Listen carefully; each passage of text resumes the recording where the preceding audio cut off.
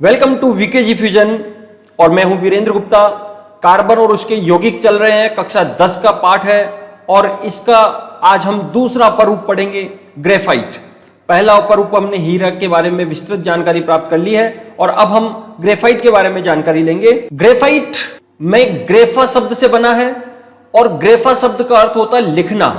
यानी सबसे पहले जब ग्रेफाइट की खोज हुई थी तो इसको क्या पत्थरों पर चलाया गया, चलाने पर उसके ऊपर एक काले निशान छोड़ रहा था, जिससे ऐसा समझ में आ रहा था कि इससे लिखा जा सकता है कुछ भी, इसीलिए इसका नाम ग्रेफा से रख दिया गया ग्रेफाइट। जैसे हम पेंसिल की बात करें, पेंसिल से हम लिखते हैं, उस पेंसिल में भी ग्रेफाइट ही होता है, यानी पेंसिलें सारी की सारी ग्रेफाइट से ही मिलकर बनी होती है। अब ग्रेफाइट की संरचना होती कैसी है? ग्रेफाइट जैसा कि आपको पता है कार्बन का एक अपर रूप है और कार्बन का अपर रूप है, इसका मतलब यह भी सिंपल सिर्फ और सिर्फ कार्बन से ही मिलकर बना है और कोई दूसरा तत्व इसके अंदर मौजूद नहीं है।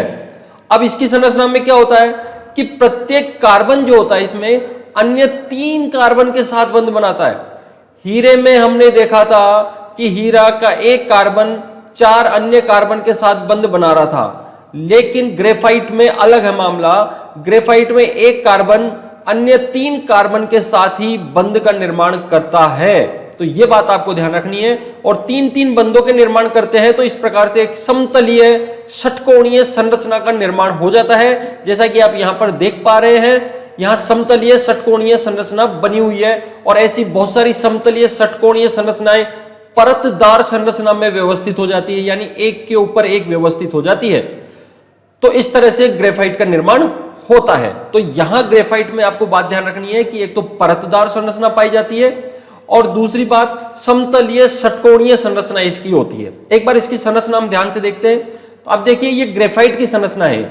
इसमें लाल रंग से आपको जो बंध बने हुए दिख रहे हैं वो पहली परत है, फिर नीले रंग से जो बंध बने हुए दिख रहे हैं वो दूसरी परत है और फिर नीचे हरे रंग से जो बंध बने हुए हैं वो तीसरी परतें हैं। यानी एक के ऊपर एक परतों के रूप में आपस में जुड़े रहते हैं। और एक बात और ध्यान रखना आप इसमें जो कार्बन कार्बन की अलग अलग जो परतें होती है, ये परतें आपस में एक दुर्बल वान डेर वाल्स बल से जुड़ी होती है, यानी इनके बीच में दुर्बल वान डेर वाल्स बल पाया जाता है। उस दुर्बल वान डेर वाल्स बल के कारण ही ये परतें एक दूसरे के ऊपर व्यवस्थित रहती है और इनके बीच में एक निश्चित दूरी भी बनी हुई रहती है। तो इस तरह से ग्रेफाइट की संरचना होती है। एक और अपन व्यवस्था देखें, आप देख सकते हैं कि एक परत, फिर उसके ऊपर ग्रेफाइट की षटफल की दूसरी परत और फिर उसके ऊपर तीसरी परत, इस तरह से एक के ऊपर एक परतें यहां पर व्यवस्थित हो जाती है। अब एक बात आपको और मैं इसके बारे में बता दूं कि ग्रेफाइट से हमारे को प्राप्त होता है ग्रेफीन। ग्रेफीन के बारे में एक विस्तार से मैंने वीडियो बना रखा है, वो वीडियो मैं आपको यहां पर लिंक शेयर कर दूंगा, आप उसको देखना, बहुत अच्छी जानकारी आपको उससे प्राप्त होगी। इसमें एक्चुअल में होता क्या है, ग्रेफाइट की जो बहुत सारी परतें हैं उन सभी परतों को हटा करके एक सिंगल परत रखी जाती है। वो सिंगल परत जो होती है वो 2D होती है, यानी द्विविमीय होती है, त्रिविमीय नहीं रही अभी, एक परत के रूप में होती है। सिर्फ ये सबसे पतली परत होती है और इस परत वाली संरचना को ही हम बोलते हैं ग्रेफीन। तो ये ग्रेफीन से बहुत नए नए प्रकार के यौगिकों का निर्माण किया जा रहा है और जल्दी हमारे जीवन में बहुत ज्यादा बदलाव आ जाएंगे। आप ये समझिए, ग्रेफीन से हमारा मोबाइल 1 मिनट में चार्ज हो जाएगा, 1 मिनट से भी कम समय में चार्ज हो जाएगा। आपकी जो गाड़ी बाइक है वो भी 1 मिनट में पूरी चार्ज हो जाएगी। इतनी बहुत अच्छी क्वालिटी का ग्रेफीन से यह संभव हो पाएगा। तो ग्रेफीन के बारे में विस्तार से जानने के लिए मैं वीडियो शेयर लिंक कर दूंगा, आप उसको जरूर देखना। अब बात करते हैं हम इसके कुछ महत्वपूर्ण गुणों के बारे में। आपको अच्छी तरह से समझना है कि ग्रेफाइट की परतों के बीच में, जैसा मैंने बताया, दुर्बल वान डेर वाल्स बल पाया जाता है, जिसके कारण इनके बीच में एक दूरी बनी रहती है। और दुर्बल वान डेर वाल्स बल है, इसलिए आप देखिए यहां ये एक परत है और ये दूसरी परत है, इनके बीच में ये दुर्बल वान डेर वाल्स बल यहां पर बन रहा है। तो जब थोड़ा सा भी बल लगाया जाता है, बल लगाने पर ये बंध टूट जाते हैं और दोनों परतें एक दूसरे के ऊपर फिसल जाती है और फिसल जाने के कारण ये अत्यंत चिकना या स्नेहक प्रकृति का होता है। इसीलिए हल्का सा बल लगाने पर यह बल टूट जाता है और परतें एक दूसरे के ऊपर फिसल जाती है और इसीलिए ग्रेफाइट नर्म और चिकना होता है। और नर्म और चिकना होता है, इसीलिए इसका उपयोग शुष्क स्नेहक के रूप में किया जाता है। जैसे मशीनों में हम तेल डालते हैं ताकि उसके जो मशीनें हैं वो आपस में रगड़ती है तो उसमें घर्षण कम से कम हो, इसी प्रकार से ग्रेफाइट का भी उपयोग किया जाता है स्नेहक के रूप में। लेकिन ये शुष्क स्नेहक होता है, यानी ठोस रूप में होता है, पाउडर के रूप में होता है और बड़ी बड़ी मशीनों में इसका उपयोग किया जाता है। तो अब ग्रेफाइट से रिलेटेड भी दो क्वेश्चन मुख्यतः पूछे जाते हैं। पहला कि ग्रेफाइट अत्यंत नर्म और चिकना क्यों होता है, उसका उत्तर आपको यहां पर मिल गया है। अब दूसरा प्रश्न जो इसमें पूछा जाता है वो ये पूछा जाता है कि हीरा तो विद्युत का कुचालक है लेकिन ग्रेफाइट विद्युत का सुचालक होता है, क्यों? अब इसका आंसर भी आप समझ लीजिए ध्यान से। हमने बात की है कि ग्रेफाइट में प्रत्येक कार्बन अन्य 3 कार्बन के साथ जुड़कर षटफलकीय परतदार संरचना का निर्माण करता है।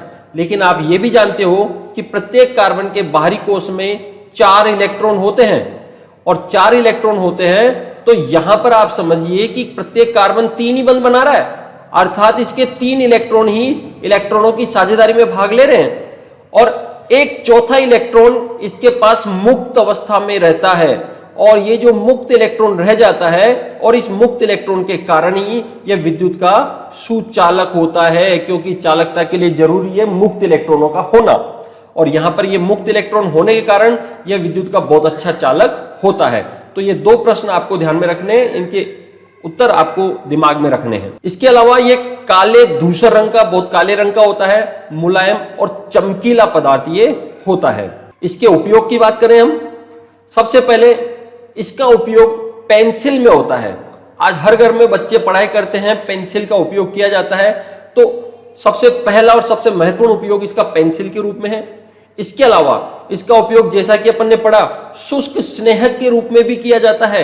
आप देखिए ग्रेफाइट के ड्राई लुब्रिकेंट मार्केट में मिलते हैं और इन लुब्रिकेंट का उपयोग, लुब्रिकेंट का मतलब ही स्नेहक होता है और स्नेहक के रूप में इसका उपयोग किया जाता है।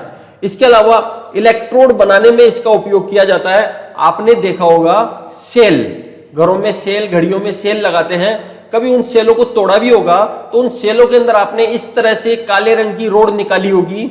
ये काले रंग की रोड एक्चुअल में ग्रेफाइट की होती है और ये इलेक्ट्रोड के समान उसमें व्यवहार करती है, तो इलेक्ट्रोड के रूप में इसको लगाया जाता है और स्पेशली कैथोड के रूप में ये काम करती है। इसके अलावा लोहे की वस्तुओं पर पॉलिश करने में भी इसका उपयोग किया जाता है। लोहे की वस्तुओं पर पॉलिश करने से उसके ऊपर जंग नहीं लगता है क्योंकि ग्रेफाइट उसके ऊपर एक परत का निर्माण कर लेता है। और इसके अलावा नाभिकीय परमाणु भट्टियां होती है जहां पर विद्युत का उत्पादन किया जाता है और विद्युत उत्पादन करने वाली इन परमाणु भट्टियों में ग्रेफाइट का उपयोग मंदक के रूप में किया जाता है। मंदक के रूप में कैसे? क्योंकि आपको पता है परमाणु भट्टियों में यूरेनियम 235 का उपयोग किया जाता है मुख्य रूप से, और आपने छोटी क्लास में पढ़ा भी होगा कि यूरेनियम 235 के ऊपर न्यूट्रॉनों की बौछार की जाती है। न्यूट्रॉनों की बौछार करने पर यह 2 छोटे परमाणुओं में टूट जाता है, बेरियम और स्ट्रोंशियम में, और साथ ही साथ और नए न्यूट्रॉन बाहर निकालता है। तो ये न्यूट्रॉन फिर जाकर के यूरेनियम 235 पर टकराते हैं और इस तरह से न्यूट्रॉनों की संख्या लगातार बढ़ती रहती है। ये संख्या कंट्रोल में रहे जब तक तो ठीक है, लेकिन ये बहुत तेजी से होती है और न्यूट्रॉनों की संख्या तेजी से बढ़ने लग जाती है तो ये अनकंट्रोल्ड भी हो सकती है और विस्फोट भी हो सकता है।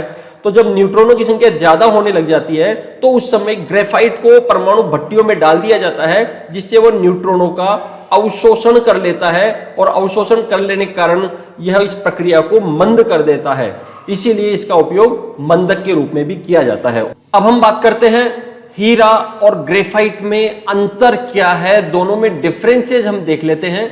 सबसे पहले हीरे की संरचना हमने देखी, चतुष्फलकीय संरचना होती है, अर्थात प्रत्येक कार्बन 4 अन्य कार्बन के साथ सह संयोजक बंध बना करके जुड़ा रहता है। जबकि ग्रेफाइट की संरचना में हमने देखा यह षटकोणीय परतदार होती है, यानी षटफलकीय षटकोणीय टाइप की संरचना इसके द्वारा हमारे को प्राप्त होती है। तो दोनों की संरचनाओं में अंतर होता है। दूसरा अंतर, हीरा सामान्यतः रंगीन और पारदर्शी होता है जबकि ग्रेफाइट अपारदर्शी और काले रंग का होता है, इसलिए लिखने या पेंसिल के रूप में काम में आता है। हीरा संसार की सबसे कठोरतम वस्तुओं में से एक है जबकि ग्रेफाइट मुलायम और अत्यंत चिकना होता है, इसलिए ल्यूब्रिकेंट्स के रूप में, स्नेहक के रूप में इसका उपयोग किया जाता है। यदि हम घनत्व की बात करें तो हीरे का घनत्व 3.51 होता है, जबकि ग्रेफाइट का घनत्व तुलनात्मक रूप से कम होता है, 2.25 होता है। और लास्ट, ये विद्युत के कुचालक है। कौन? हीरा। अपन ने बात की 4 इलेक्ट्रॉन और चारों के चारों साझा कर रहे हैं, कोई मुक्त इलेक्ट्रॉन इसके पास नहीं है, इसलिए कुचालक होता है। जबकि ग्रेफाइट में 3 बंध का निर्माण होता है और 3 बंध के निर्माण होने से एक इलेक्ट्रॉन यहां पर मुक्त अवस्था में बच जाता है, इसीलिए ये विद्युत के सुचालक होते हैं। इस तरह से हीरा और ग्रेफाइट में अंतर हो जाता है और ग्रेफाइट वाला पोर्शन हमारा कंप्लीट हो जाता है। उम्मीद है आपको ग्रेफाइट के बारे में विस्तार से जानकारी मिली होगी। इसी तरह के टॉपिक देखते रहने के लिए हमारे चैनल को सब्सक्राइब करें और लाइक भी करें और शेयर जरूर करें, हर बच्चे तक इसको पहुंचाने का प्रयास करें। Thank you.